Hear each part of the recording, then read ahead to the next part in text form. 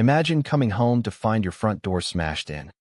Not by thieves, but by your own neighborhood watchdogs, hired goons in tactical gear, rifles drawn, screaming about violations in your perfect suburban hell.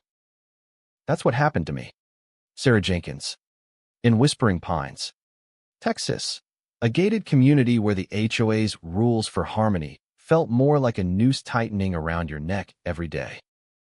I'd been labeled the troublemaker after rumors spread that my backyard veggie garden was unsightly, but I stayed quiet, watching, waiting for the right moment to turn the tables. It started innocently enough, or so they wanted us to think. My husband, Mark, was tinkering in the garage, and I was sipping tea on the porch when the whispers turned to outright slander. Mrs.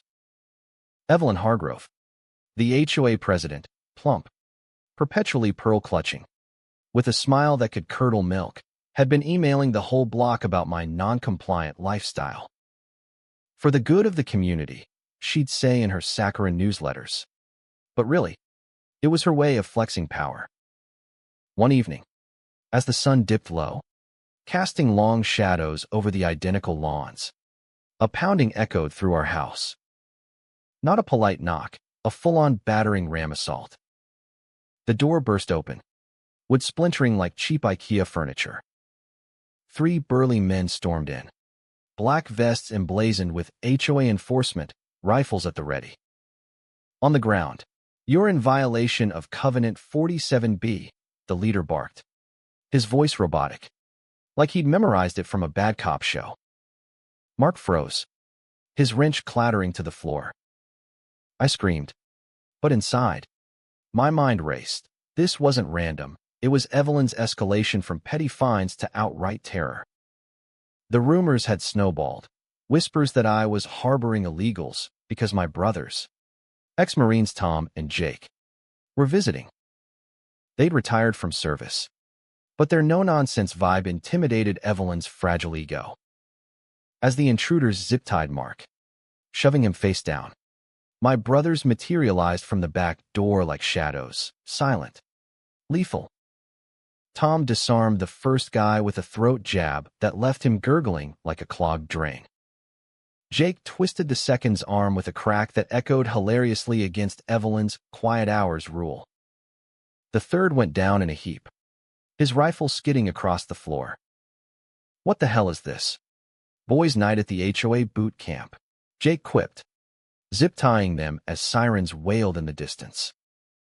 But when the cops arrived, Detective Ramirez glanced at the intruder's gear, a fancy encrypted communicator, and shrugged. Probably just overzealous security. HOA says it was a mix-up. He pocketed the device without a second look, his tone dripping with rehearsed indifference. Evelyn showed up later, tut-tooting from the sidewalk. Oh dear. Sarah, if only you'd followed the guidelines. This is for everyone's safety. Her fake concern made my blood boil. Classic Karen deflection, blaming the victim while her goons wrecked my home. The next day, the pressure mounted. Neighbors avoided us. But old Mr. Finley from next door slipped me a note in a potted plant. They're watching everything. HOA's got eyes everywhere. I dug into the HOA records from home, endless bylaws buried in boring PDFs. Buried deep were payments to Pine Security Limited, a shell for a massive surveillance op. Cameras and lampposts. Vans posing as landscapers. It was a panopticon disguised as suburbia. Evelyn's board meetings minutes revealed her paranoia. Nonconformists threaten our values. When she called, her voice honeyed poison. Sarah? Darling, just pay the fine and apologize publicly. We wouldn't want more incidents. I played along. Sure, Evelyn. Whatever keeps the peace, but secretly, I traced the funds to her personal accounts, kickbacks for her iron-fisted rule. My brothers scouted the community center, spotting hidden access to an underground hub. She's running a mini NSA from the pool house, Tom whispered, half laughing at the absurdity. That night, we struck back. while Evelyn hosted her compliance seminar upstairs. My brothers infiltrated the basement bunker, her command center, packed with servers tracking every resident's move. Alarms blared as I hacked from home, looping her cameras to show empty halls. "Intruders! Call enforcement!"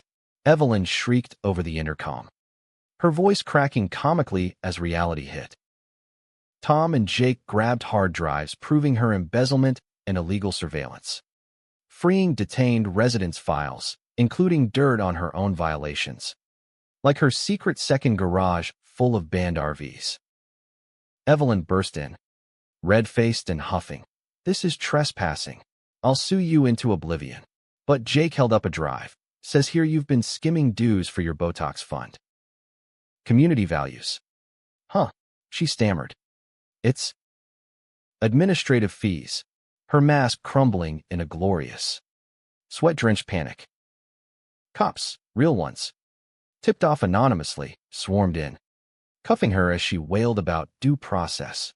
In the end, Whispering Pines dissolved the HOA, and Evelyn faced charges, her empire of petty tyranny exposed. But was she the real villain, or just a symptom of neighborhoods where rules let busybodies play God? You tell me, in a world of overreaching HOAs, is fighting back heroism or just survival?